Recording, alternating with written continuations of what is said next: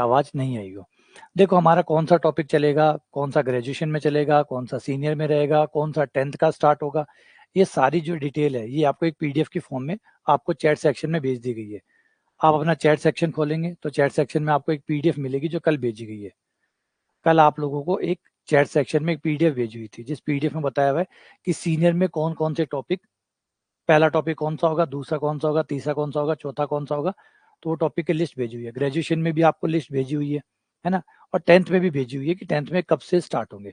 तो ये टॉपिकों की जो लिस्ट है, मोस्ट प्रोबेबली हम इसी के आसपास ही हम रहेंगे।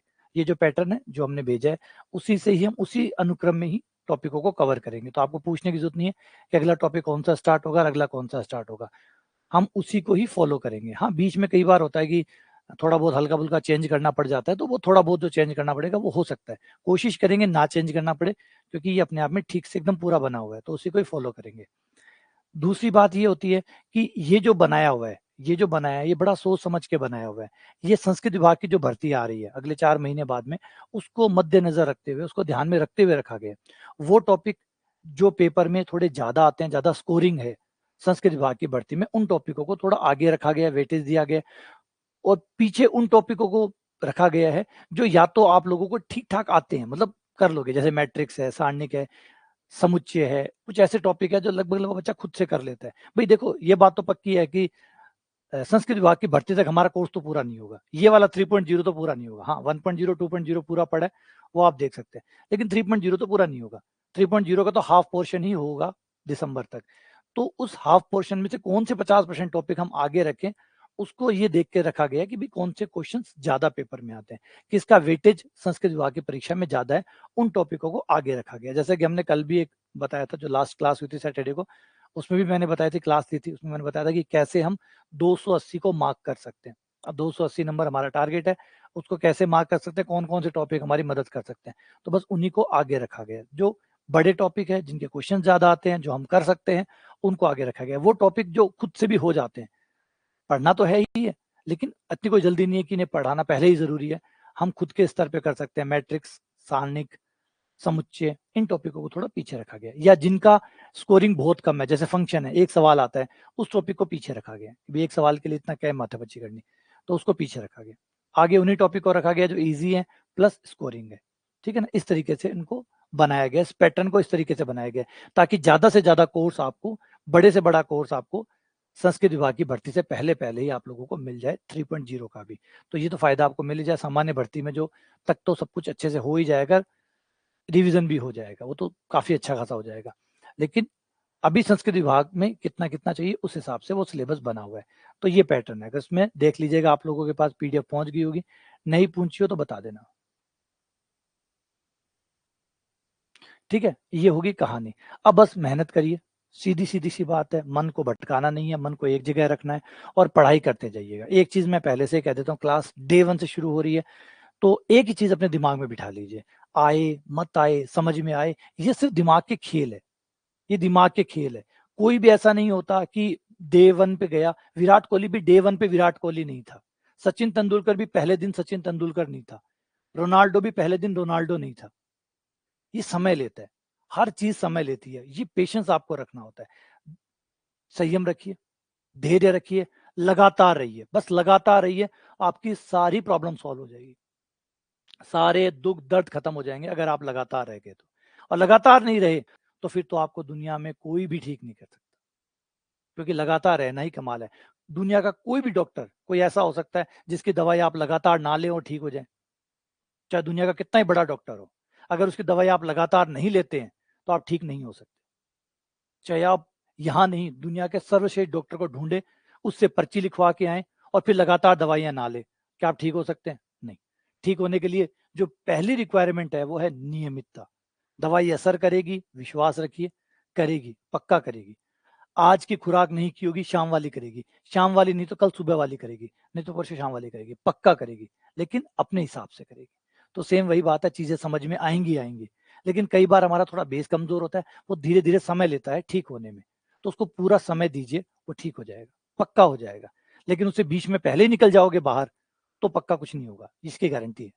लेकिन टिके रहोगे तो अच्छा, श्रेष्ठ, सर्वश्रेष्ठ होगा।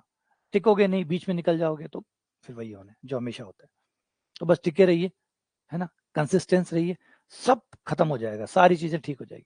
आ जाओ, आते हैं आंशिक अवकलन के ऊपर, पार्शियल डिफरेंशिएशन यानी आंशिक अवकलन। क्या है ये टॉपिक? ग्रेजुएशन का टॉपिक है, ग्रेजुएशन का टॉपिक है ना, आंशिक अवकलन। ये टॉपिक इसलिए मैंने चूज किया क्योंकि पहली बार हम लोग ग्रेजुएशन पढ़ रहे हैं। वैसे तो मैं ग्रुप थ्योरी से स्टार्ट करना चाहता था, लेकिन फिर मुझे लगा नहीं, ग्रुप थ्योरी एक बार थोड़ा सा ज्यादा हो जाएगा, थोड़ा सा आप लोगों में कॉन्फिडेंस डेवलप हो जाए। वैसे ऐसा नहीं कि ग्रुप थ्योरी कोई बवाल है या कुछ ऐसा है कि आएगा ही नहीं, बहुत बढ़िया से आएगा। चाहे तो आप 2.0 में जाके देख सकते हैं, तो बहुत अच्छे से समझ में आएगा, बहुत आराम से समझ में आएगा। वो एक टाइम लेता है, कोई टॉपिक थोड़ा टफ होता है तो वो थोड़ा ज्यादा टाइम लेता है, बस इतनी परेशानी है। बाकी ऐसा नहीं कि नहीं आएगा।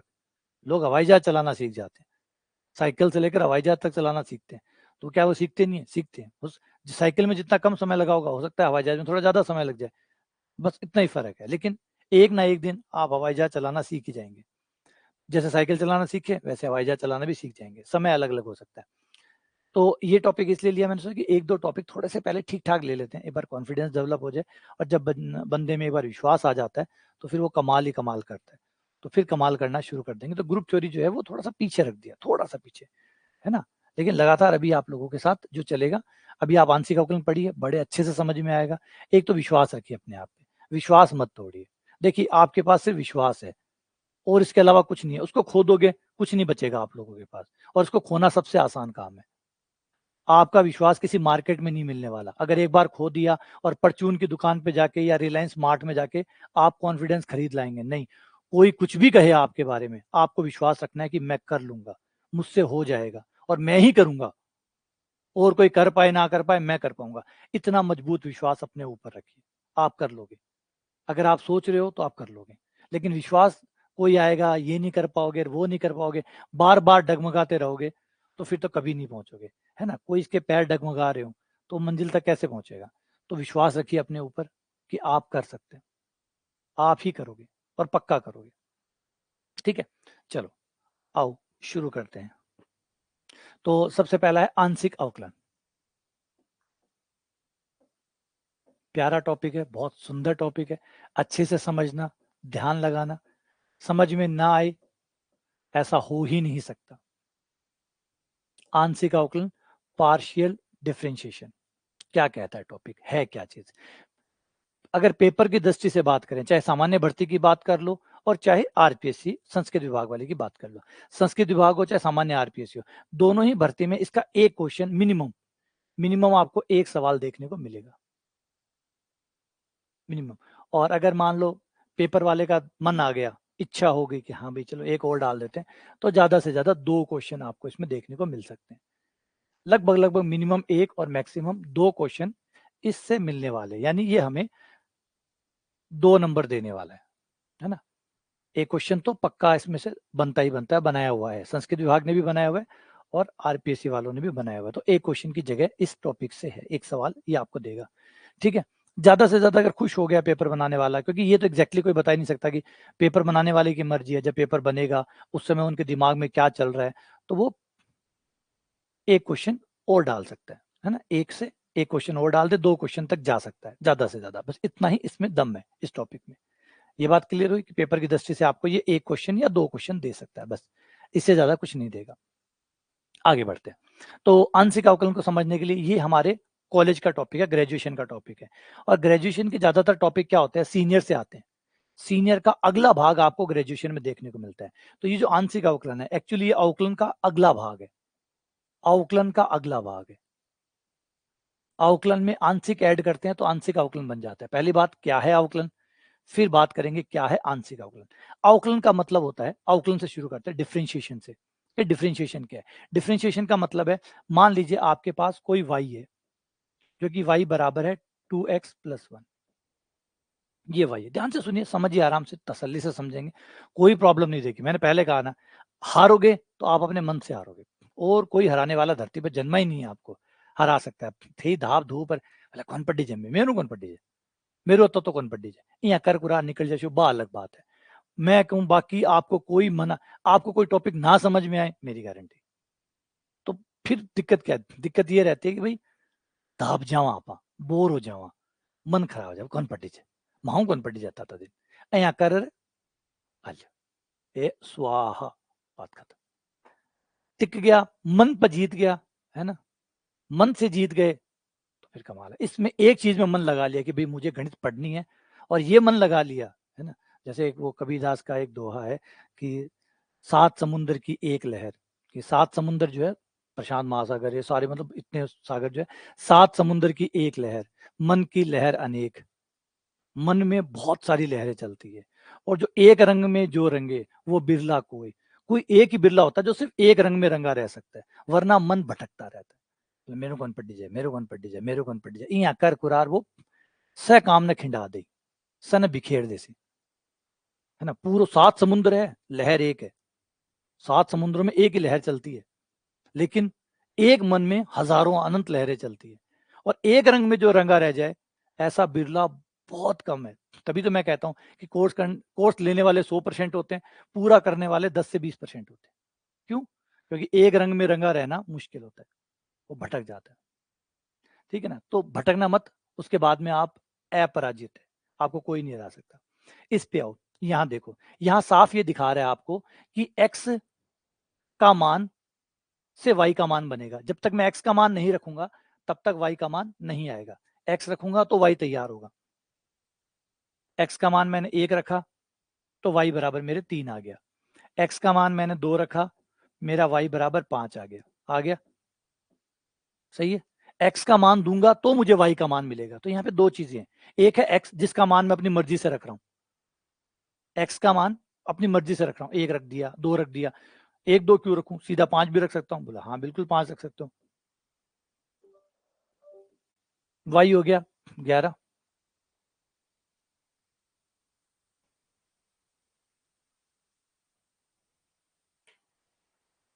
हाँ फिर से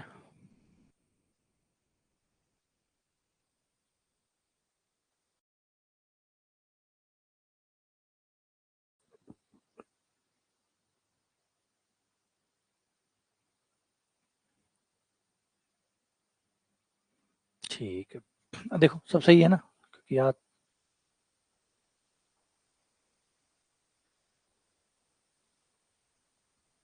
हाँ नहीं अब ठीक है, अब देखो एक बार, अब बीच में थोड़ी थोड़ी प्रॉब्लम कोई नेटवर्क की है आज, शायद ऐसा लग रहा है,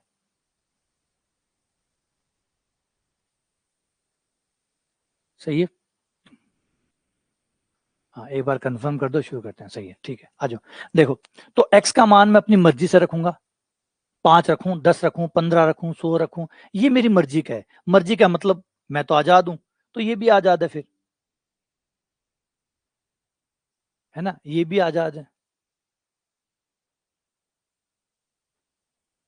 समझ गए, तो ये भी आजाद है, आजाद है इसको कहते हैं स्वतंत्र, इंडिपेंडेंट, स्वतंत्र यानी इंडिपेंडेंट चर, स्वतंत्र चर, इंडिपेंडेंट वेरिएबल, इंडिपेंडेंट वेरिएबल, स्वतंत्र चर, वो वह चर जो अपनी मर्जी से तय हो रहा है, अपनी मर्जी मतलब चर तो कोई निर्जीव चीज है, वो तो चल नहीं सकता, मतलब हम जिसको चला रहे हो अपनी मर्जी से, कभी 2 रख दिया, 5 रख दिया, 15 रख दिया, 17 रख दिया, मेरे मन में आया, मेरे मन को जो भाया वो मैंने यहाँ पे रख दिया, तो इसको कहते हैं स्वतंत्र चर। लेकिन अगर आप वाई पे देखें तो वाई स्वतंत्र नहीं है, वाई स्वतंत्र नहीं है, वाई एक्स तय कर रहा है कि वाई कितना आएगा, 3 क्यों आया, क्योंकि एक्स 1 था, 5 क्यों आया, क्योंकि एक्स 2 था, 11 क्यों आया, क्योंकि एक्स 5 था, इसका मतलब वाई जो है वो एक्स पे डिपेंड कर रहा है, और जो डिपेंड करता है उसको कहते हैं आश्रित,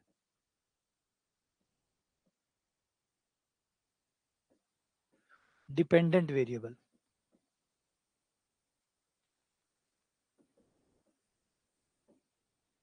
आश्रित चर, स्वतंत्र चर, आश्रित चर, यहाँ पे दोनों ही चर है, चर का मतलब क्योंकि दोनों बदल रहे हैं, वेरिएबल जो इंग्लिश वर्ड है वो ज्यादा बेटर है, वेरिएबल जो वेरी करता है, बदलता है, तो एक्स भी बदल रहा है, वाई भी बदल रहा है, दोनों ही बदल रहे हैं, तो दोनों ही चर है, जो ना बदले वो अचर है, जो ना बदले वो अचर है, जैसे दो है, दो हजारों सालों पहले भी दो ही होता था, आज भी 2024 में भी दो है, और आने वाले टाइम में भी दो दो ही होगा, ना कम होगा ना ज्यादा होगा, है ना, एग्जैक्टली दो ही रहेगा, वन, पहले भी वन था, आज भी वन है, आगे भी वन रहेगा, तो ये फिक्स हो गया। लेकिन x और y को अगर आप देखो तो ये पहले तो वो नहीं थे, कुछ देर पहले ही ये कुछ और थे, अभी कुछ और है, आगे कुछ और है और आगे कुछ और होंगे, तो ये तो बदल रहे हैं।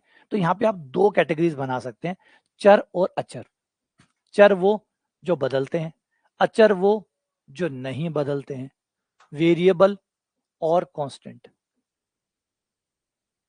जो कभी नहीं बदलते, अचर कभी नहीं बदलते। दो कभी बदला, दो कभी छोटा बड़ा हुआ, है ना। बेबीलोनियंस के टाइम से अगर शुरू करें और आज की सभ्यता तक की बात करें, क्या दो कभी कम ज्यादा हुआ? फर्क पड़ा दो पे? थोड़ा बहुत भी माड़ो होगे, थोड़ा पतलो हो गयो या मोटो हो गयो, होगे को नहीं हुए, है ना। कद्दे मोटो को नहीं हुए, कद्दे पतलो को नहीं हुए। दो पहले भी दो है, आज भी दो है। वेरिएबल वो जो बदलते रहते हैं, चेंज हो सकते हैं, जैसे ये। तो एक्स और वाई दोनों वेरिएबल है, लेकिन वेरिएबल में भी दो कैटेगरीज है। वेरिएबल में भी दो कैटेगरीज है। एक वो वेरिएबल जो आजाद है, हमारी मर्जी के मालिक है। एक वो है जो बदलेंगे तो सही लेकिन हमारी मर्जी की बात नहीं है। जो बदलेंगे तो सही लेकिन इसकी वजह से बदलेंगे, ये तय करेगा कि ये कितना बदलेंगे। इनको कहते हैं आश्रित चर। चर तो हैं, बदल तो रहे हैं, लेकिन किसी के इशारे पे बदल रहे हैं, कोई इन्हें बदल के दे रहा है। आश्रित चर। तो चरों में भी दो कैटेगरी बन गई, स्वतंत्र चर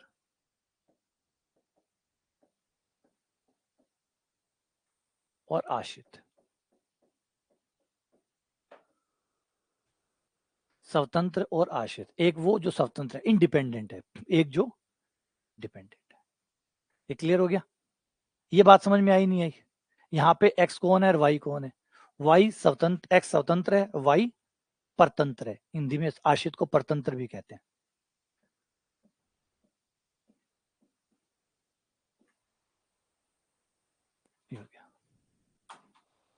ये बात समझ में आ गई? एक चर, दोनों चर हैं, दोनों ही चर है, लेकिन दोनों ही चर में भी प्रकृति अलग अलग है। एक की प्रकृति है स्वतंत्र, आपको मर्जी को मालिक, मेरी मर्जी से जितना मान चाहे रखूंगा। दूसरा उस मर्जी से बंधा हुआ है, ये एक्स की मर्जी तय करेगी कि वाई कितना होगा। वाई 3 क्यों आया? क्योंकि एक्स ने तय करके दिया था कि 3 ही आना है।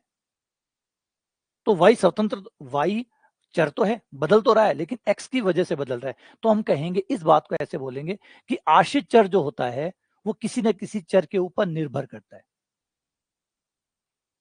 आश्रित चर, अब वाई है, वाई आश्रित है, किस पे निर्भर कर रहा है? एक्स पे। तो वाई आश्रित है स्वतंत्र चर पे। कोई भी आश्रित चर किसी ना किसी स्वतंत्र चर पे जरूर निर्भर करेगा, क्योंकि आश्रित है, डिपेंडेंट है, तो किसी पे तो डिपेंडेंट होगा। हर आश्रित चर किसी ना किसी स्वतंत्र चर से जुड़ा हुआ होता है, क्योंकि आश्रित है मतलब डिपेंड कर रहा है, तो कोई तो होगा ना जिसपे वो डिपेंड कर रहा होगा, कोई तो होगा जिसपे वो डिपेंड कर रहा होगा। इसी को फलन, साधारण भाषा में फलन बोलते हैं। फलन में जब आप लिखते हैं ऐसे, y ब्रैकेट x, इसका मतलब क्या होता है? इसका सेम मतलब यही होता है, इसका सेम मतलब यही होता है कि y भी चर है, x भी चर है, दोनों चर है। बाहर y लिखा हुआ है, इसका मतलब ये आश्रित चर है। किस पे आश्रित है? अंदर वाले पे, x पे। तो फिर x कौन हुआ? x स्वतंत्र हुआ, x स्वतंत्र हुआ, y आश्रित है x पर। अब इसका मतलब कोई फॉर्मूला जरूर है, कोई फॉर्मूला जरूर है जिसपे y और x की निर्भरता बनी हुई है, कि भाई कैसे y x पे निर्भर करता है। जैसे यहाँ पे ये फॉर्मूला है, अब हम कह रहे हैं कि y x पे निर्भर करता है तो कोई फॉर्मूला भी होगा जिस तरीके से निर्भर करता होगा। अब निर्भर तो कर रहा है, लेकिन कैसे निर्भर कर रहा है, क्या फॉर्मूला है इनका निर्भरता का? ये रहा वो फॉर्मूला। इस केस में ये है, किसी और केस में कुछ और होगा, किसी और केस में कुछ और होगा। इस तरीके से आश्रित चर और स्वतंत्र चर होते हैं। अब थोड़ा सा कई बार नंबर बढ़ जाते हैं, कई बार नंबर बढ़ जाते हैं। कई बार हो सकता है कि दो स्वतंत्र चर हो, दो स्वतंत्र चर हो, एक आश्रित चर हो, है ना। एक आश्रित, दो स्वतंत्र, एक डिपेंडेंट, दो स्वतंत्र। हो सकता है, बिल्कुल हो सकता है।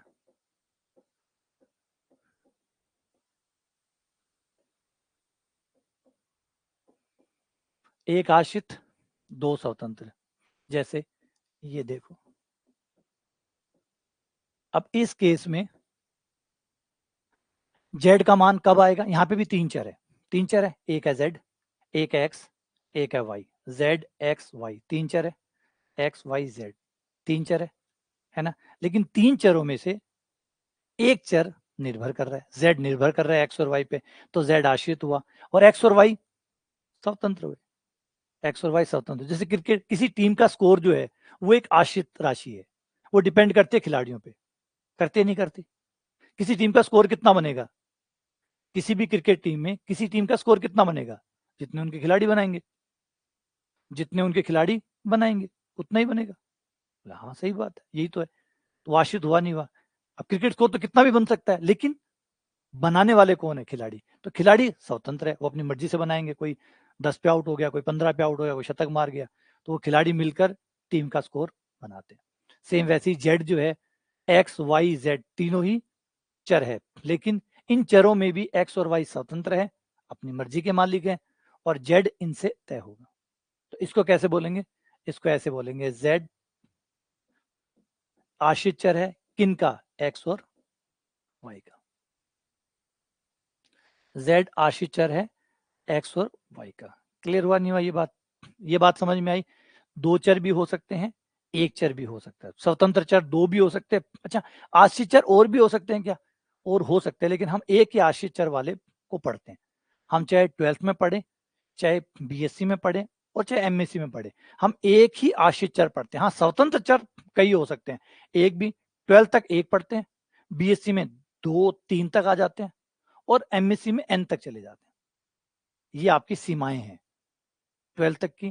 12th में क्या होता है, ध्यान दो, 12th में एक आश्रित चर होता है, एक स्वतंत्र चर होता है, याद है, एफ एक्स। आप 12th में खाली एफ एक्स पढ़ते हैं, 12th तक खाली एफ एक्स पढ़ते हैं। एफ आपका आश्रित चर हो गया, एफ आपका आश्रित चर हो गया, और एक्स आपका स्वतंत्र चर हो गया। तो ये 12th यहां तक होती है। 12वीं आपकी इसमें खत्म हो जाती है, एक स्वतंत्र एक आश्रित, पूरी 12वीं इस पे है। फिर जब आप बीएससी में आते हैं तो आपको ये बढ़ा दिया जाता है, अब आपका एक आश्रित होगा, आश्रित हमेशा एक ही रखेंगे हम, हो सकता है अगर आपको और बिल्कुल हो सकते हैं, लेकिन हम इससे ज्यादा ऊपर नहीं जाते। एफ दो आश्रित चर, एफ एक्स कोमा वाई। अब यहाँ पे एक आश्रित है, दो स्वतंत्र है, यानी एफ को बनाने वाले एक्स और वाई दो हैं। फिर आगे बढ़ेंगे, तीन चर वाले, तीन स्वतंत्र चर वाले अभी पढ़ेंगे, आंशिक अवकल में पढ़ेंगे, तीन तो हम आंशिक अवकल में निपटा लेंगे, तीन तक तो आंशिक अवकल में भी पढ़ लेंगे, आज ही जो हमारा टॉपिक चलेगा इस टॉपिक में ही हम तीन तो पढ़ लेंगे, बस तीन से ज्यादा हम नहीं जाएंगे, जाते तो एन तक है, जाते तो कितने तक भी है, जहां तक लेना चाहो आसमान तक ले जा सकते हो, लेकिन ये आउट ऑफ सिलेबस हो गया, हम सिर्फ तीन तक ही पढ़ेंगे, ठीक है।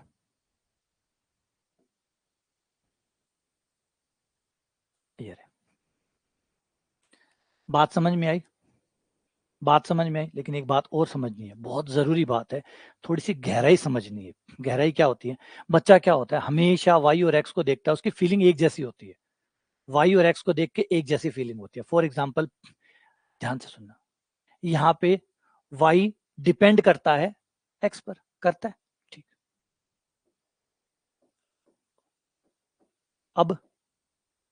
अब इन दोनों बातों में फर्क बताओ, इस बात में वाई एक्स पे डिपेंड करता है, करता है, यहां करता है, यहां करता है, ऊपर वाई एक्स पे डिपेंड करता है, क्योंकि वाई बाहर लिखा हुआ है, मतलब आश्रित चर है, एक्स स्वतंत्र चर है, वाई एक्स की वजह से ही बनेगा, कैसे भी बने, जो भी फॉर्मूला होगा, फॉर्मूला नहीं बताया हुआ, ऑब्वियसली बात है, जब है तो फॉर्मूला भी होगा, है ना। तो वाई एक्स पे डिपेंड करेगा, तो एक्स वाई को निकालेगा, लेकिन क्या यहाँ पे ऐसा होने वाला है, क्या यहाँ ऐसा होने वाला है, नहीं। तो एक्चुअली बस यही बात पकड़ो कि हमेशा एक्स और वाई सगे सगे नहीं होते, हमेशा एक्स वाई सगे नहीं होते, वो डिपेंड करता है कि फलन कौन सा है। अब यहां पर जेड है जो इन पर डिपेंड करता है, ये डिपेंड नहीं करते एक दूसरे पे, एक्स स्वतंत्र है, वाई स्वतंत्र है, एक्स का वाई से कोई लेना देना नहीं है, वाई का कोई से लेना है। हम क्या नाम को पकड़ के बैठ जाते हैं, है ना, नाम की जो ना महिमा, नाम की महिमा मंडन ज्यादा करते हैं। समझना होगा, यहाँ पे वाई और एक्स अलग रिलेशंस में है, यहाँ एक्स और वाई अलग है, यहाँ एक दूसरे पे आश्रित है, और यहाँ पे एक दूसरे से अनजान है। हम आपके हैं कौन, x के लिए y हम आपके हैं कौन, y के लिए x हम आपके हैं कौन, कोई हमारे नहीं है। तू तेरा मौज कर, मैं मेरी मौज करूं। बात समझे? तो y x को पकड़ मत लेना कि y हमेशा x पे डिपेंड करेगा, y लिखा हुआ है मतलब x पे डिपेंड करेगा, नहीं। वो फलन है, क्या वो y x का फलन है? तब तो करेगा, नहीं है तो नहीं करेगा। तो सवाल आपको पहली ही लाइन में ये सब कुछ बताता है। जो लाइन की पहली लाइन होती है ना, पहली पंक्ति, उसी में वो सारी बातें बताता है कि कौन फलन है, मतलब कौन आश्रित है, और वो कौन पे निर्भर करता है। वो सारी बातें वो पहली लाइन में आपको चीख चीख के बताता है। लेकिन फिर भी हम y का x के कर ही डालते हैं। अब मैं यहाँ पे y का x के साथ अवकलन करूंगा, कोई मतलब बनेगा? है कोई मतलब नहीं है। धिंगाणों कर दियो अटे जबरदस्ती कर दी मार्क्स आ गए बिना मतलब में। y x पे डिपेंड ही नहीं कर रहा, मैं अवकलन कर रहा हूँ, मैं करे जा रहा हूँ। क्यों? मैं तो बावली पहन रखी हूँ कि y को x का करके दिखा छू। तो समझने की बात है कि यहाँ पे y और x अलग स्थिति में है, वहां y और x अलग स्थिति में। तो इस स्थिति को समझ के ही आपको अवकलन करना होगा, अदरवाइज गलत हो जाता है। ठीक है, चलो आगे बढ़ते हैं। अब बढ़ते हैं अवकलन के ऊपर। यहां तक क्लियर हो गया? यहां तक बात समझ में आ गई? ये बात समझ में आ गई, स्वतंत्र चर आश्रित चर का विज्ञान समझ में आ गया। स्वतंत्र चर अपने मर्जी के मालिक होते हैं, और सारे स्वतंत्र चर आपस में एक दूसरे से फ्री होते हैं, है ना। जैसे 3 स्वतंत्र चर है, 3 स्वतंत्र बोल रहे हो, फिर बोल रहे हो निर्भर करेंगे, तो ऐसा कैसे हो सकता है? या तो स्वतंत्र नहीं है, स्वतंत्र है तो फिर निर्भर नहीं कर सकते। अब आप कह रहे हो एक्स वाई जेड स्वतंत्र है, फिर भी आप कहते हो कि एक्स वाई पे निर्भर करता है। तो अगर एक्स वाई पे निर्भर करता है तो फिर स्वतंत्र कैसे हुआ? और स्वतंत्र हुआ तो फिर निर्भर कैसे कर सकता है? स्वतंत्र हुआ तो निर्भर कैसे कर सकता है? निर्भर कर रहा है तो स्वतंत्र कैसे हो सकता है? तो ऑब्वियसली बात है, ये दोनों बातें एक दूसरे के विरोधाभासी है। जो स्वतंत्र हो गया वो फिर निर्भर नहीं कर सकता, और जो निर्भर कर गया वो फिर स्वतंत्र नहीं हो सकता। तो चर दो ही प्रकार के हो सकते हैं, स्वतंत्र और आश्रित। स्वतंत्र चर कई हो सकते हैं, एक भी हो सकता है, दो भी हो सकता है, तीन भी हो सकता है। आश्रित चर एक ही, नॉर्मली हो तो कई भी सकते हैं, और भी सकते हैं, लेकिन फिर अलग फलन बन जाएगा, फिर अलग फलन बन जाएगा। जैसे एफ एक फलन है, जी भी एक फलन है, जो कि एक्स वाई जेड पे डिपेंड करता है, तो एक और फलन बन गया। अब यहाँ पे दो आश्रित हो गए, एफ एक आश्रित है, जी एक आश्रित है, फिर वो अलग फलन बन जाता है। एक फलन में तो एक ही आश्रित होता है, एक फलन में तो एक ही आश्रित होता है, फिर दूसरा फलन बन जाएगा, एक दूसरा आश्रित आ जाएगा, तीसरा फलन आएगा, तीसरा आश्रित आ जाएगा, फिर वो ऐसे हो सकता है। एक फलन में एक आश्रित होता है और बाकी बचे हुए स्वतंत्र होते हैं, चाहे एक हो, चाहे दो हो, चाहे तीन हो, और चाहे एन हो। क्लियर हुआ? क्लियर है? एक फलन में एक बंदा आश्रित होता है, बाकी सब के सब स्वतंत्र होते हैं। अगर किसी फलन में चार नाम आ रहे हैं तो इसका मतलब एक आश्रित है, उन चारों में से कोई एक आश्रित है, और बचे हुए तीन स्वतंत्र है। आश्रित हमेशा एक होगा, बचे हुए सब स्वतंत्र होंगे, और जो स्वतंत्र होंगे वो आपस में कोई रिलेशन नहीं होगा। हम आपके कौन टाइप के होंगे? हम आपके कुछ नहीं है, इस टाइप के होंगे वो लोग। वो स्वतंत्र है, फिर निर्भर क्यों? जो स्वतंत्र है वो निर्भर कैसे कर सकता है? तो बात ही खत्म। तो ये हो गई कहानी स्वतंत्र के आश्रित की। अब कहानी आगे बढ़ती है, आगे ये बढ़ती है, जब निर्भरता होगी, निर्भरता में भी कई प्रकार है। अब निर्भरता का आनंद लो। निर्भरता में भी कई प्रकार है, जैसे y x पे निर्भर करता है। एक है y बराबर 2x, एक है y बराबर एक्स क्यूब। अब दोनों ही केस में y x पे निर्भर कर रहा है, दोनों ही केस पे। केस 1 में भी y x पे निर्भर कर रहा है, दूसरे में भी y x पे निर्भर कर रहा है। लेकिन अब x के मान को बदलने से जो y का मान बदलेगा वो अलग अलग बदलेगा, क्योंकि निर्भरता तो है, लेकिन निर्भरता के भी तो प्रकार हैं।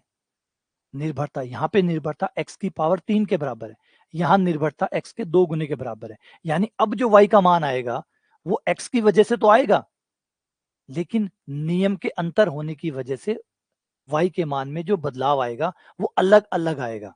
एग्जाम्पल के लिए, अगर मैं x का मान 1 रखूं, x का मान 1 रखूं, तो इस केस में मुझे y का मान मिलेगा 2, इस केस में मुझे y का मान मिलेगा 1। मिला? अगर मैं y का मान x का मान 1 के बजाय 2 कर दूं, तो यहां 2 करते मुझे मिलेगा 4, और वहां मिलेगा 8। हो गया? अगर मैं x का मान 3 रख दूं, तो मुझे यहाँ y का मान मिलेगा 6, और यहाँ मिलेगा 27। तो बताइए y के मान में जो बदलाव हो रहे हैं, सेम x के मान रखने पर y के मान में अलग अलग बदलाव हो रहे हैं। क्यों? क्योंकि निर्भरता अलग अलग प्रकार की है, अलग अलग प्रकार की निर्भरता है। उस केस में अलग निर्भरता है, इस केस में अलग निर्भरता है। इस वजह से y का मान अलग अलग तरीके से बदल रहा है, क्योंकि फलन तो भाई निर्भरता है, इसका मतलब ये थोड़ी एक ही टाइप की निर्भरता है y बराबर 2x+1, यही थोड़ी है। हजारों प्रकार के फॉर्मूले हो सकते हैं, हजारों प्रकार के फॉर्मूले हो सकते हैं, तो इसका मतलब y x पे अलग अलग तरीके से निर्भर करेगा। अब ये अलग अलग प्रकार से निर्भर करेगा, हमारा इंटरेस्ट इस बात में नहीं किस किस प्रकार से निर्भर कर रहा है, हम ये जानना चाहते हैं कि अगर x के मान को मैं बदलूं, y का मान बदलेगा, क्योंकि स्वतंत्र है, आश्रित है, आश्रित तो बदलेगा, आश्रित तो उसमें निर्भर कर रहा है तो वो तो बदलेगा ही, तो x बदलेगा तो y बदलेगा। मैं ये जानना चाहता हूँ कि x के मान में थोड़ा सा बदलाव, थोड़ा सा चिन्ह सा, इतना सा बदलाव अगर मैं x के मान में करूं तो y के मान में कितना बदलाव होगा, y का मान कितना बदलेगा। इस चिन्ह से को बोलते हैं tends to zero, tends to zero, delta x। Delta x का मतलब होता है x में बदलाव, x में बदलाव, डेल्टा x, डेल्टा x मतलब एक थोड़ा सा बदलाव, थोड़ा सा बदलाव, थोड़ा सा बदलाव का मतलब कैसे, जैसे पहले मान लो एक था, पहले x का मान एक था और अब आपने x का मान थोड़ा सा बदल दिया, 1.0000000 एक, इतना सा बदल दिया, हल्का सा बदल दिया आपने, तो ये जो हल्का सा अंतर आपने पैदा किया इसको कहते हैं डेल्टा x। तो आप x के मान में थोड़ा सा बदलाव कर रहे हैं, इतना छोटा बदलाव कर रहे हैं कि वो लगभग जीरो है, पूरा जीरो नहीं, लगभग जीरो, जैसे ना 0.00001, तो लगभग जीरो जैसा है, हल्का सा बदलाव आपने करके देखा। आप देखना चाहते हैं कि थोड़ा सा बदलाव करते ही y में क्या होता है, फिर आपने y में बदलाव देखा, डेल्टा y, कि y में क्या बदलाव होता है, क्योंकि x y पे निर्भर तो करता है, ये बात तो आप जानते हैं, y x से जुड़ा हुआ है, निर्भर तो करता है, निर्भर करता है, तो x में थोड़ा सा भी सेंसिटिव है ना, x के प्रति सेंसिटिव है, तो x में अगर हल्का सा भी बदलाव करूंगा तो y में बदलाव आएगा, आएगा, कितना आएगा यही तो जानना चाहता हूं, कितना आएगा, इसी का नाम है अवकलन। अवकलन आपको वो बदलाव बताता है कि x के मान में छोटा सा परिवर्तन करने पर y के मान में कितना बदलाव आएगा। dy by D x, dy by D x इसे कहते हैं परिवर्तन की दर, परिवर्तन की दर, x के मान में किया गया अल्प परिवर्तन, बहुत छोटा सा परिवर्तन अगर मैं कर दूं तो y के मान में कितना बदलाव आएगा, ये मुझे अवकलन बताता है। तो अवकलन बड़ा इंटरेस्टिंग चीज बन जाता है जो मुझे बदलाव दिखाता है। ये जितना ज्यादा बदलाव होगा इसका मतलब उतनी ज्यादा निर्भरता होगी, जितनी बड़ी निर्भरता होगी उतना ज्यादा बदलाव होगा। हमें इस अवकलन से एक अंदाजा होता है कि y की x पे निर्भरता किस तरीके की है, कितनी खतरनाक निर्भरता है। तो अवकलन आपको वो निर्भरता बताता है कि x के मान में देखो इतना सा बदलाव करते ही y के मान में कितना बदलाव हो रहा है, कैसे y बदल रहा है x की वजह से। तो इससे हमें उस फलन के बदलाव का आइडिया होता है, परिवर्तन का आइडिया होता है कि कितना बदला। आओ समझाता हूं इसका क्या मतलब है, ये हमारे काम क्या आएगा, देखते हैं ये हमारे क्या काम आएगा। ये एक व्रत ले लो,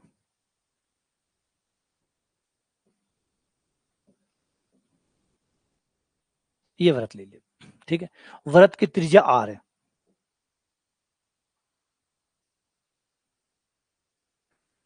अभी एट प्रेजेंट, अभी तक ये मान लीजिए गुब्बारा है, एक बार फुला के छोड़ दिया, अब फिलहाल इसका क्षेत्रफल पाई आर स्क्वायर है ना, इसका क्षेत्रफल त्रिज्या पे डिपेंड कर रहा है, क्षेत्रफल ए जो है यहाँ पे देखो आर स्वतंत्र है, आर स्वतंत्र है, ए आश्रित है, क्योंकि क्षेत्रफल त्रिज्या पे आएगा, त्रिज्या जितनी होगी उतना क्षेत्रफल आएगा, तो ए आश्रित हुआ, आर त्रिज्या हुआ, तो यहाँ पे एक्स का काम आर कर रहा है और वाई का काम ए कर रहा है। तो जरूरी नहीं कि एक्स वाई हो, एक्स वाई कुछ और भी हो सकते हैं, कोई जरूरत नहीं है। एक्स वाई का मतलब क्या है, एक आश्रित है एक स्वतंत्र है, तो जो भी आश्रित है जो भी स्वतंत्र है उस हिसाब से सेट हो गए। यहाँ पे आर जो है वो स्वतंत्र हो गया, ए जो है वो आश्रित हो गया, फलन बन गया नहीं बन गया। अब ए का मान आर पे डिपेंड करेगा, आर बदलेगा ए बदलेगा, आर बदलेगा ए बदलेगा। अगर आर के मान को मैं थोड़ा सा भी बड़ा या छोटा कर दूं, थोड़ा सा भी बड़ा या छोटा कर दूं, दोनों ही केस में इसका क्षेत्रफल बदल जाएगा। लेकिन मैं तो ये जानना चाहता हूं कि कितना बदल जाएगा, कितना फर्क पड़ेगा आर से, आर को बदलने पर क्षेत्रफल में कितना फर्क पड़ेगा। ऑब्वियसली बात है, आर को कम करने या मैं चिन्ह सा भी बदलाव करूंगा, छोटा सा टाइनी से टाइनी बदलाव भी अगर मैं करूंगा तो क्षेत्रफल कम या ज्यादा तो होगा, ये तो साफ दिख रहा है। अगर मैं आर को कुछ भी कम कर लूं, कुछ भी, क्षेत्रफल कम या ज्यादा होगा। त्रिज्या को कम करूंगा क्षेत्रफल कम हो जाएगा, त्रिज्या को ज्यादा करूंगा क्षेत्रफल बढ़ जाएगा, हो रहा है ना। अब मैं यही तो जानना चाहता हूं कि छोटे से बदलाव के साथ क्षेत्रफल में कितना बदलाव हो रहा है। dA/dr ये मुझे वो बताएगा परिवर्तन की दर कि क्षेत्रफल त्रिज्या पर किस तरीके से निर्भर करता है। अगर एक हल्का सा भी बदलाव त्रिज्या को कितने तरीके से, त्रिज्या की वजह से क्षेत्रफल पे कितना प्रभाव पड़ता है। तो आउकलन सोचो कितनी कमाल की चीज है। ये आपको परिवर्तन की दर देता है, बदलाव बताता है किसी चीज के सापेक्ष दूसरी चीज में कितना बदलाव होने वाला है, परिवर्तन होने वाला है, उसके बारे में ज्ञान देता है, कि जानकारी देता है। आप गाड़ी की स्पीड गाड़ी चला रहे हैं, तो गाड़ी चला रहे हैं तो इतनी स्पीड बढ़ाने पर या इतना करने पर कितना बदलाव आ जाएगा। तो ये छोटी छोटी चीजें हैं जो आप लगातार देखना चाहते हैं, है ना। कई बार आप सामान मंगवाते हैं तो भी आप ये चीजें देखते हैं। ये एक चीज अगर मैं और ऐड कर दूं तो कितना सस्ता पड़ेगा। दुकानों पे आप जाते हो, आजकल दुकानों में भी ये ऑफर चलते रहते हैं कि अगर आप एक शर्ट लोगे तो 50% ऑफ मिलेगा, 2 शर्ट लोगे तो ये 50% के बजाय 60% ऑफ हो जाएगा, 3 शर्ट लोगे तो फिर एक का रेट लगेगा। तो ये बदलाव बार बार हमें समझाए जाते हैं कि ये ऐसा करोगे तो ऐसे बदलाव हो जाएंगे, ऐसे करोगे तो ऐसे बदलाव हो जाएंगे। ये आउकलन का प्रतीक है, ये आउकलन का एक तरीका है। आउकलन आपको बताता है कि दूसरी चीजों से आपकी जो आश्रित चीज है वो किस तरीके से कनेक्टेड है, उसमें किस तरीके से बदलाव आने वाला है। ठीक है, एक आश्रित। अब आगे बढ़ते हैं, एक आश्रित एक स्वतंत्र था। अब बढ़ाते हैं मामले को आगे, और मामला बिगड़ने वाला है। मामला कैसे बिगड़ने वाला है, आ जाओ। अब हमारा z जो है वो x और y पे डिपेंड करता है, दो स्वतंत्र चर है। अब मामले को बढ़ा रहे हैं और देखते हैं क्या प्रॉब्लम आती है। z x, y। अब एक आश्रित है, दो स्वतंत्र है, एक डिपेंडेंट है, एक डिपेंडेंट, दो इंडिपेंडेंट।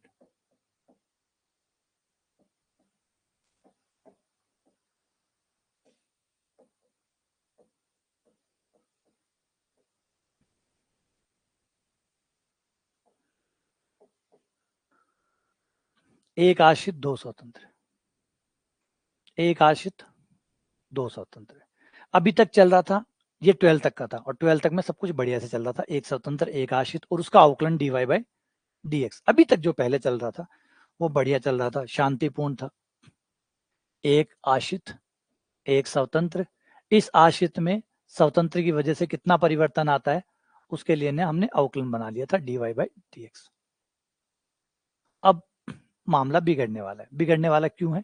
क्योंकि अब एक आश्रित है, बढ़िया है, लेकिन अब जो स्वतंत्र है वो दो स्वतंत्र है। अब स्वतंत्र दो है, आश्रित एक है, स्वतंत्र दो है। अब कैसे निकालोगे? अब ये परिवर्तन कैसे निकालोगे? अब तो स्वतंत्र दो हैं, दो स्वतंत्र है, किसके साथ परिवर्तन निकालोगे? x के साथ। तो y का क्या होगा? और y के साथ परिवर्तन निकालोगे, बोले x के मान में बदलने पर z कितना बदल रहा है, या y को बदलने पर z कितना बदल रहा है। तो एक टाइम पे तो एक ही परिवर्तन हो सकता है ना, एक टाइम पे तो एक परिवर्तन हो सकता है। आप x के साथ परिवर्तन निकालो कि भाई x को बदलने पर z कितना बदलता है, या फिर y को, और x और y दोनों को बदल दोगे तो मामला एकदम उलझ जाएगा, पता ही नहीं चलेगा कि किसकी वजह से कितना बदलाव आया, किसने कितना बदलाव बनाया। बात समझ रहे? बात समझ पा रहे कि किसकी वजह से कितना बदलाव आया? ये तो समझ में नहीं आएगा। अवकलन का मतलब क्या होता है? बदलाव बताना। अवकलन का अर्थ होता है बदलाव बताना, कि भाई किसी राशि, कोई x है, कोई स्वतंत्र चर है, उसके बदलने के कारण उस पर जो आश्रित है, जो उस पर निर्भर करता है, उसमें क्या बदलाव होने वाला है, उस बदलाव को अवकलन बताता है। तो अवकलन की सरल से सरल परिभाषा ये है कि ये बदलाव को बताता है, स्वतंत्र में होने वाले बदलाव से आश्रित में होने वाले बदलाव को समझाता है। आश्रित, अब स्वतंत्र आश्रित निर्भर कर रहा है ना। मान लीजिए घर में कोई कमाने वाला है और चार जने नहीं कमाने वाले, तो वो कमाने वाले पे कोई भी इफेक्ट पड़ेगा तो बाकी लोगों पे भी वो दिखेगा, तो दिखना ही है, क्योंकि सब उस पर आश्रित है। आश्रित है तो स्वतंत्र में जो भी प्रभाव पड़ेगा वो उन आश्रितों में देखने को मिलना ही मिलना है। अब कितना बदलाव आएगा यही अवकलन बताता है। अवकलन ये बताता है कि बदलाव कितना आएगा।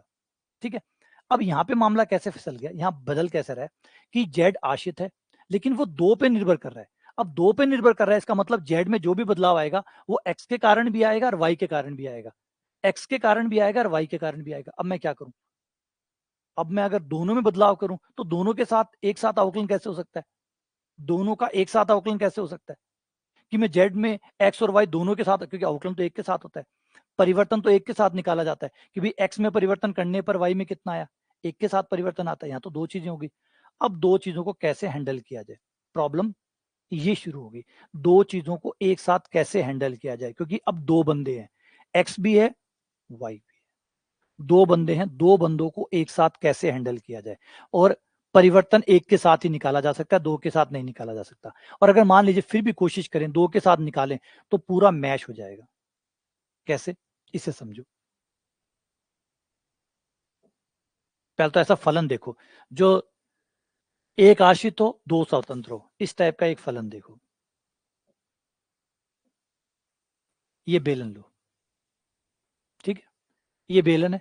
बेलन का जो आयतन होता है वो दो चीजों से बनता है, उसकी त्रिज्या और उसकी ऊंचाई, है ना। ये सिलेंडर हो गया, एक बेलन हो गया, इसकी त्रिज्या r है, ऊंचाई h है, तो इसका जो वॉल्यूम होगा, इसका जो आयतन होगा वो v बराबर होगा पाई r स्क्वायर h। यानी अगर आपने r को चेंज किया, r को कम ज्यादा किया तो आयतन कम ज्यादा हो जाएगा, ऊंचाई को कम ज्यादा करोगे तो भी आयतन कम ज्यादा हो जाएगा। यानी यहाँ पे v जो है, आयतन जो है वो आश्रित हुआ, कितनों पे आश्रित हुआ, दो पर, r और h पर। इसका मतलब ऐसे फलन भी होते हैं जिसमें एक आश्रित हो दो स्वतंत्र हो, होते हैं ना।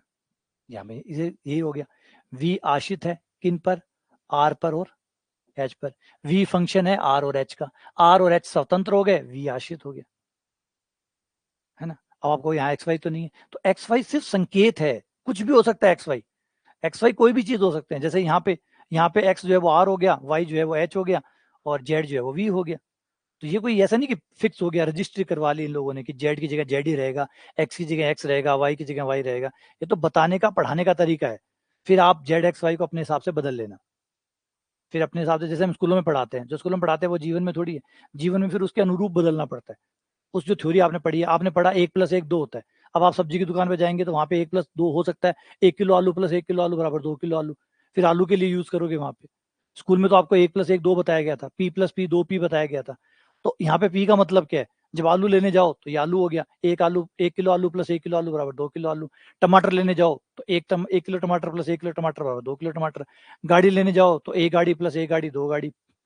अब आप कहोगे नहीं मुझे तो पी चाहिए, मुझे तो स्कूल में पी पढ़ाया गया था, एक पी प्लस एक पी बराबर 2 पी, या एक एक्स प्लस एक एक्स 2 एक्स होता है, मुझे तो एक्स चाहिए, ये तो एक्स है ही नहीं, तो गाड़ी है। तो एक्स का मतलब गाड़ी, गधा, बकरी, घोड़ा सब हो सकता है ना। तो ये बांधा हुआ नहीं कि एक्स वाई तो पढ़ाई से जाता है कि एक्स मतलब अननाउन, ये है ना। एक्स प्लस एक्स बराबर 2 एक्स, ये व्यापक है, बहुत व्यापक है, ये बहुत व्यापक है ना। ये एक्स अननाउन है, अननाउन मतलब कुछ भी हो सकता है। हाथी प्लस हाथी 2 हाथी, एक्स का नाम हाथी है, एक्स की जगह हाथी है, तो हाथी प्लस हाथी 2 हाथी, है ना। प्लेनेट प्लस प्लेनेट 2 प्लेनेट, सूर्य प्लस सूर्य 2 सूर्य, हाथी, घोड़ा, बकरी, वस्तु, pen, copy, pen plus pen 2 pen, copy plus copy 2 copy, board plus board 2 board, घर प्लस घर 2 घर। तो ये सब के लिए लागू होता है, सबके लिए। अब सोचो, एक्स क्यों पढ़ाया गया, एक्स की जगह हाथी भी पढ़ाया जा सकता था, बिल्कुल पढ़ा सकते थे, ऐसे कह सकते थे हाथी प्लस हाथी बराबर 2 हाथी। लेकिन फिर ये बकरी के लिए गलत हो जाता, अब ये बकरी के लिए गलत हो जाता, बकरियां शिकायत करती, बोले हमारा जोड़ कैसे होगा, हाथियों का तो हो गया, हमारा जोड़ कैसे होगा। गधे नाराज हो जाते, गधे कहते हमारा जोड़ कैसे होगा, ये तो हाथियों का है, हम कैसे जुड़ेंगे। तो इसलिए ना हाथी नाराज हो, ना गधे नाराज हो, ना घोड़े नाराज हो, और ना ही इंसान नाराज हो, सब कुछ हटा के एक्स ला दिया। एक्स कौन, एक्स कौन, जो कर रहा है, जो जिस पे जोड़ करना चाहे उस पे कर सकते हैं। तो ये है पावर ऑफ एक्स, समझे, पावर ऑफ एक्स क्या है, एक्स व्यापक है, कुछ भी हो सकता है। बात समझ में आई, अब बात समझ में आएगी, आज चीज समझ में आई कि एक्स क्यों कहते हैं, एक्स वाई जेड क्यों रखते हैं, इसलिए ताकि व्यापकता बनी रहे, ताकि व्यापकता बनी रहे, कोई एक आंदोलन ना कर दे, कोई एक बंदा आंदोलन ना कर दे कि भाई ये तो हाथियों के लिए बना दिया आपने, हमारे लिए क्या होगा। ठीक है ना, क्लियर समझ में कि एक्स क्यों रखा गया। तो एक्स वाई जेड तो एक संकेत है, यहाँ पे ये किसी में भी सेट हो सकता है, जैसे बेलन में सेट हो गया, और कोई आकृति में सेट हो जाएगा, तो ये डिपेंड करता है आप कहाँ पे इसको अप्लाई कर सकते हैं, वहां वहां वो उस हिसाब से अपना रूप चेंज कर लेगा। अब आगे बढ़ते हैं, तो इस केस में क्या है, इस केस में अगर आप जब त्रिज्या बदलोगे तो भी आयतन बदलेगा, ऊंचाई बदलोगे तब भी आयतन बदलेगा, या कम ज्यादा करने पे भी आयतन कम ज्यादा होगा। अब मैं अगर ऊंचाई और त्रिज्या दोनों को एक साथ बड़ा छोटा कर दूं, दोनों को एक साथ, मान लो मैंने ऊंचाई भी बढ़ा दी और त्रिज्या भी बढ़ा दी, दोनों बढ़ा दी एक साथ,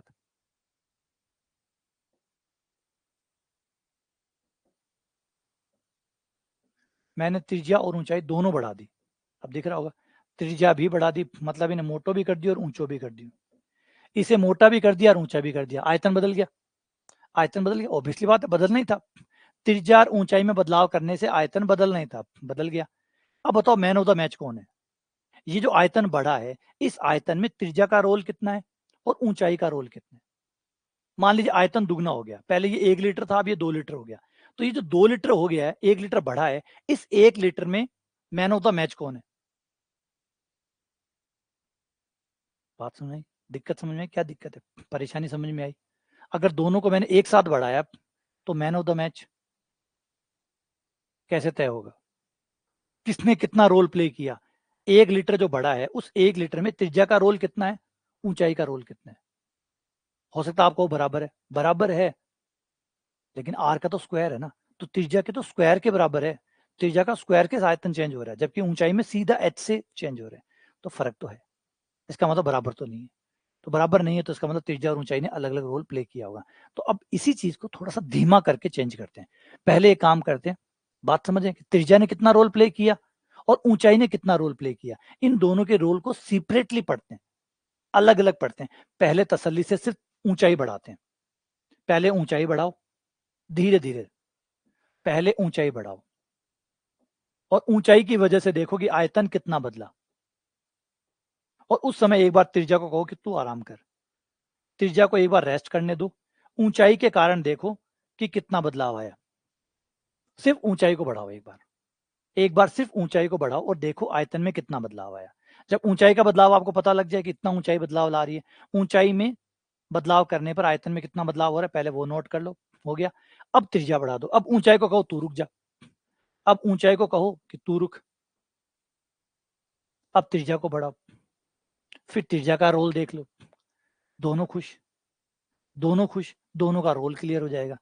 इस टाइप में एक को रोककर दूसरे को परिवर्तन को देखना, परिवर्तन तो देख ही रहे हैं, और परिवर्तन को तो अवकलन कहते हैं, एक में परिवर्तन करने पर दूसरे में होने वाले परिवर्तन का नाम ही तो अवकलन है। तो यहाँ पे अवकलन बड़ा सिस्टमेटिकली हमने किया है। यहाँ पे हमने एक को कहा कि तू आराम कर, दूसरे के साथ अवकलन किया, फिर दूसरे को कहा कि तू आराम कर, पहले के साथ अवकलन किया। ये बड़ा खास प्रकार का अवकलन है तो अवकलन ही, क्योंकि एक राशि में दूसरी राशि के सापेक्ष परिवर्तन निकाल रहे हैं। जेड में एक्स के साथ परिवर्तन निकाल रहा हूं, और वाई उस समय क्या कर रहा है, वाई रेस्ट कर रहा है, वाई को कह दिया तू आराम कर, तू कांस्टेंट हो जा, वाई उस समय के लिए कांस्टेंट है। फिर दूसरा आप ये कर सकते हैं कि वाई के साथ कर लें और उस समय एक्स को आराम करवा दें कि एक्स तू आराम कर। इससे क्या होगा, आपको पता चल जाएगा कि जेड में एक्स की वजह से कितना बदलाव हो रहा है और जेड में वाई की वजह से कितना बदलाव हो रहा है। बात समझ में? कितना बढ़िया आइडिया बनाया गया इन लोगों ने, ताकि दोनों में कोई लड़ाई ना हो, है ना, सुपर पावर की लड़ाई ना हो कि मैं सुपर पावर हूं, मैं सुपर पावर हूं। एक को कहा, वाई को कहा तू बैठ, एक्स के साथ देखते हैं क्या फर्क पड़ता है, फिर एक्स को कहा तू वेट कर, वाई के साथ देखा। लेकिन यहाँ पे क्या है, इसको नाम पड़ गया आंशिक अवकलन। आंशिक क्यों बन गया?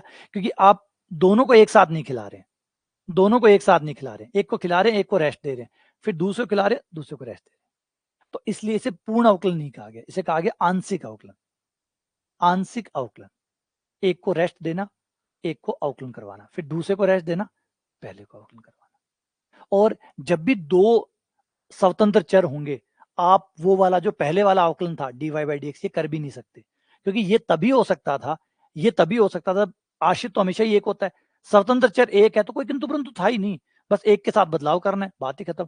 तो ये चीज वहां तक तो वैलिड थी, जब एक स्वतंत्र चर एक आश्रित चर हो तो ये चीज वैलिड है।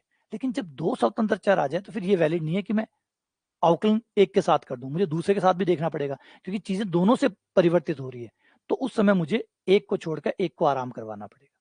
और अगर यही चीजें तीन होती तो, यही चीजें अगर तीन होती तो जैसे एक क्यूब को ले लीजिए, एक क्यूब,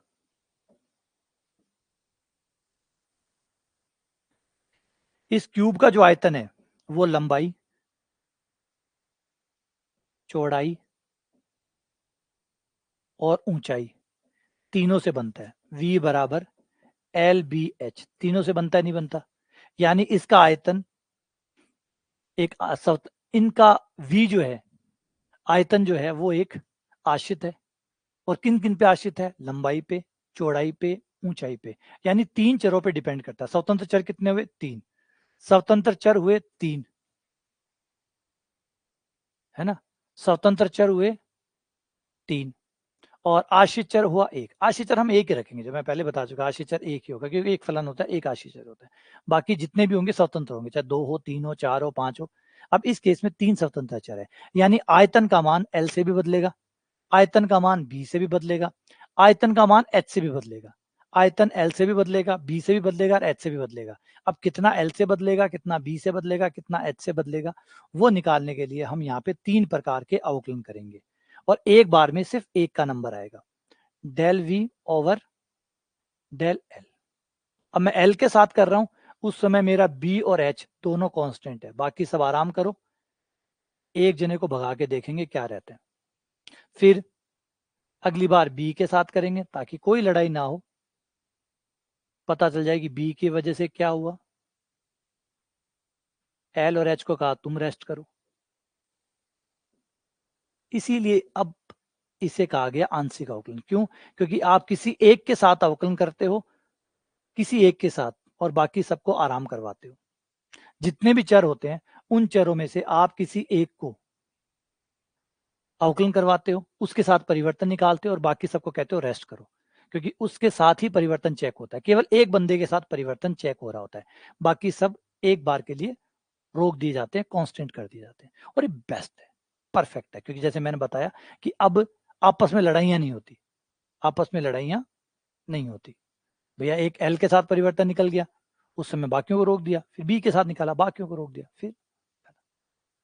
ठीक है। अच्छा, अब थोड़े से प्रतीक चिन्हों की बात कर लेते हैं। जब आप ये लिखते हैं तो इसका मतलब ये होता है कि यहाँ पर एक ही स्वतंत्र चर है, एक ही आश्रित चर है, इसको पूर्ण अवकलन कहते हैं। पूर्ण अवकलन जब इस तरीके से लिखा जाए तो समझ जाओ कि हमारे सवाल में एक आश्रित है, एक स्वतंत्र है, बस दो ही जने हैं, और कोई को नहीं। और जब ऐसे लिखा जाए, ये चिन्ह लगाया जाए, आंशिक अवकलन आ जाए, तो समझ जाओ कि स्वतंत्र चरों की संख्या अब एक से ज्यादा हो गई है। आंशिक अवकलन तभी कॉल किया जाता है जब स्वतंत्र चरों की संख्या एक से ज्यादा हो जाती है। तब एक से ज्यादा नहीं है तो 12th वाला प्रभावी था ही। ये जो पूर्ण अवकलन हुआ करता था, जिसको हम टोटल डिफरेंशिएशन बोलते हैं, पूर्ण अवकलन ये काम करता ही था, कोई शिकायत थी ही नहीं। और जैसे आंशिक आ जाए, जैसे आंशिक अवकलन इंटर कर जाए, ये समझ जाना कि स्वतंत्र चरों की संख्या निश्चित तौर पे एक से ज्यादा हो गई है। अब इसमें एक से ज्यादा स्वतंत्र चर आ गए हैं, तभी तो आंशिक आया, वरना तो पूर्ण था ही। एक होता तो पूर्ण था ही। आंशिक आया मतलब डेल ओवर डेल आया, ये इसके आने का मतलब है ना, डेल ओवर डेल एक्स आ गया, डेल ओवर डेल आ गया, इसका मतलब आंशिक अवकलन आ गया। और आंशिक अवकलन तब तक नहीं आता जब तक स्वतंत्र चरों की संख्या दो से ज्यादा ना हो जाए। तो जैसे आंशिक अवकलन पधार जाए, समझ जाओ कि स्वतंत्र चरों की संख्या दो या दो से ज्यादा हो गई। वरना एक है तो एक के केस में आप किसको तो रोकोगे, किसको चलाओगे? मतलब एक ही तो बंदा है, वही रुकेगा, वही चलेगा, तो कोई किंतु परंतु ही नहीं है। परंतु तो दो पे शुरू होता है ना, जब दो होंगे तो शुरू होगा कि इसको चला रहा हूं, इसको रोक रहा हूं, या इसको रोक रहा हूं, इसको चला रहा हूं। दो से कहानी शुरू होगी ना, ये रोकने चलने वाली। तो इसका मतलब जब दो होंगे या दो से ज्यादा होंगे तो फिर आंशिक अवकलन शुरू होता है। तो बात समझ में आई? अवकलन और आंशिक अवकलन, जिसे आप अवकलन कहते हैं, अवकलन के दो भाग होते हैं, पूर्ण अवकलन, आंशिक अवकलन। पूर्ण अवकलन कब होता है? जब एक ही स्वतंत्र चर हो, एक ही आश्रित चर हो, तो अपने आप में सब कुछ पूर्ण है, एक ही बंधु है, एक ही निर्भरता है, बात ही खत्म। सही है ना? मान लो किसी माँ बाप के दो बच्चे हैं, तीन बच्चे हैं, तो फिर कहानी शुरू होती है, पूर्ण सेवा कर ची, पहले ए ना चेक कर लो, बाकी थे रुको, पहले यूं सेवा करार देख लिया, फिर दूसरा से सेवा करार देख लिया, फिर तीसरा से देख लिया। तो जब दो एक ही हो तो चेक करने की जरूरत ही क्यों नहीं? जब बंदा एक ही हो, माँ बाप का इकलौती संतान हो, तो फिर क्या चेक करने के लिए कुछ बचा? नहीं। करेगा तो करेगा, नहीं तो नहीं करेगा, बात खत्म। हाँ, दो तीन हुए तो फिर चेक करने का बनता है कि चलो इसको चेक करते हैं, पहले पहले एक बार इसको टेस्ट करके देखते हैं, बाकियों को रहने देते हैं, एक बार फिर इसको चेक करेंगे, बाकियों को रहने देंगे। तो जब शुरू होंगे मामला कब, जब स्वतंत्र चरों की संख्या 2 या 2 से ज्यादा होगी, तो फिर आंशिक अवकलन वाला कंसेप्ट आएगा। है तो अवकलन ही, एक खास प्रकार का अवकलन है, जहां पर आप एक के साथ अवकलन करते हैं, बाकियों को रेस्ट करवाते हैं। अब ये आंशिक अवकलन की परिभाषा, बातें, कहानियां समझ में आई या नहीं आई? बात समझ में आई नहीं आई कि हम क्यों लाते हैं, किस लिए लाते हैं, क्या उपयोग है?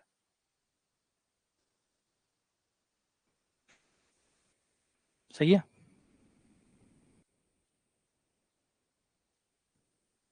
क्लियर है ये बात?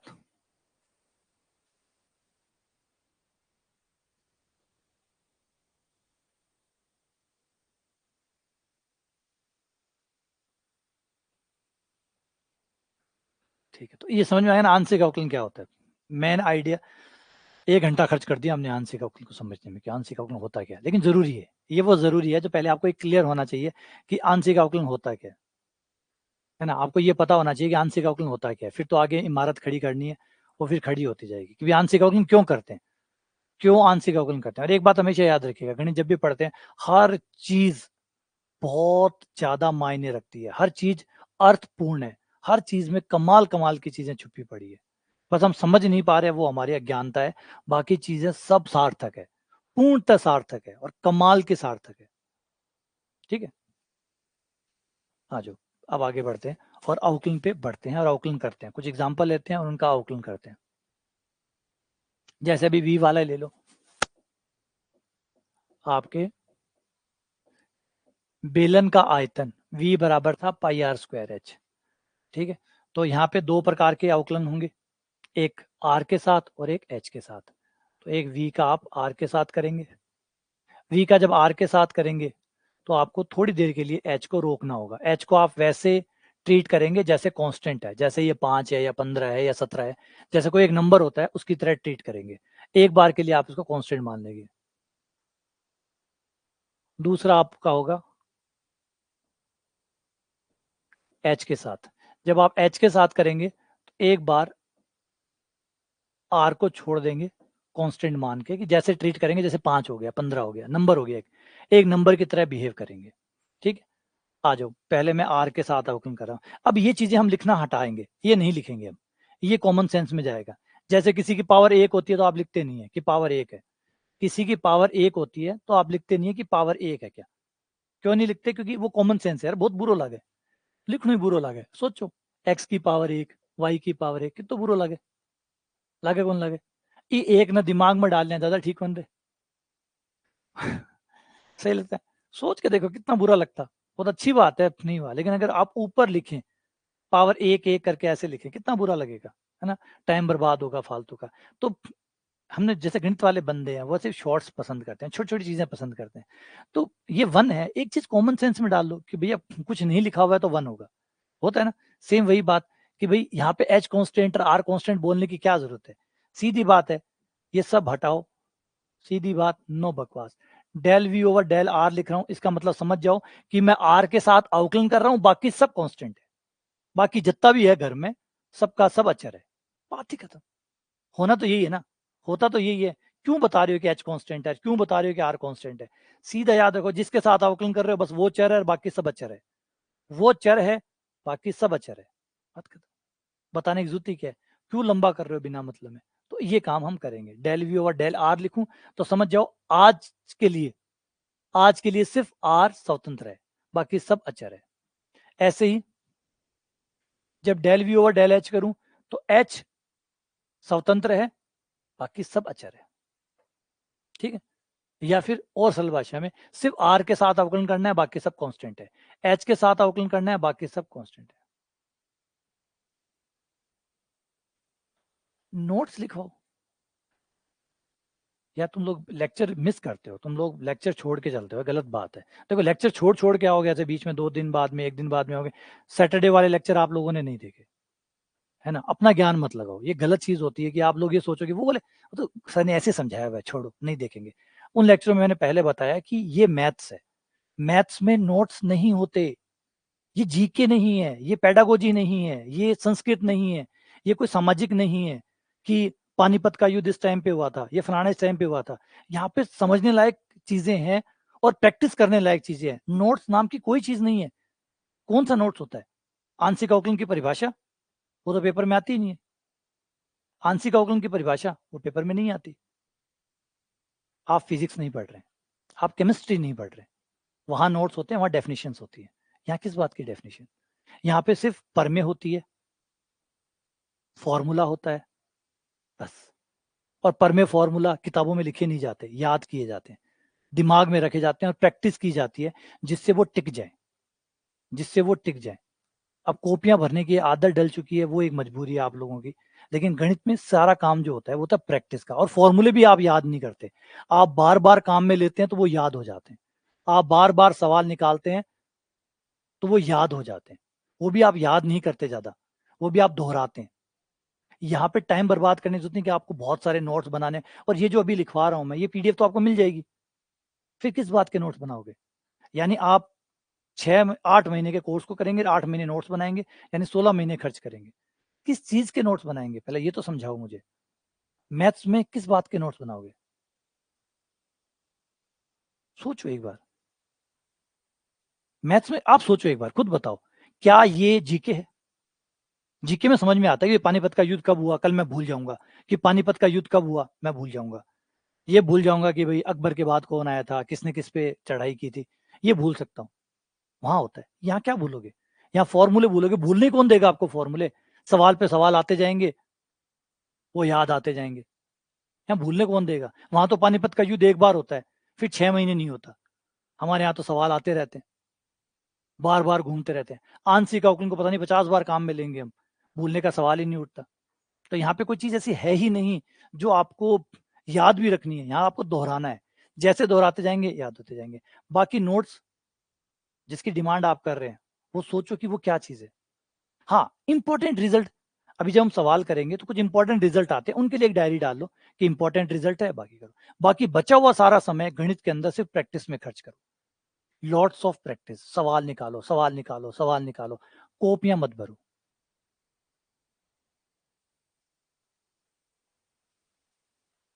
वापस वीडियो देख लो, भूल जाओ तो वापस वीडियो देख लो। आप ऑफलाइन में नहीं है, आप ऑनलाइन में है, फिर से भूल जाते हो। आप ऑनलाइन में है, आप ऑफलाइन में नहीं है कि टीचर ने एक बार बोला वो साफ हो गया, फिर वो कभी दोबारा नहीं बोलेगा।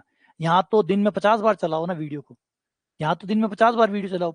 कुछ भूल जाते हो तो चलाओ। और लिखने से कैसे याद रह जाते हैं? चलो नोट्स बना लिए, फिर याद रह जाएंगे, ये यहाँ याद रहेंगे। यहाँ जब तक नहीं लिखोगे तब तक, ये तो ये हुआ कि यहाँ लिखे हुए को कॉपी में लिख के बंद करके रख दिया, फिर क्या फायदा हुआ? बोले परीक्षा के टाइम पे देख लेंगे। परीक्षा से पहले सवाल नहीं निकालने? क्या परीक्षा से पहले सवाल नहीं निकालने पड़ेंगे? तो फिर इसका मतलब है कि वो कोई काम के नहीं कर रहा, कॉपी में लिख के रख रहे हो।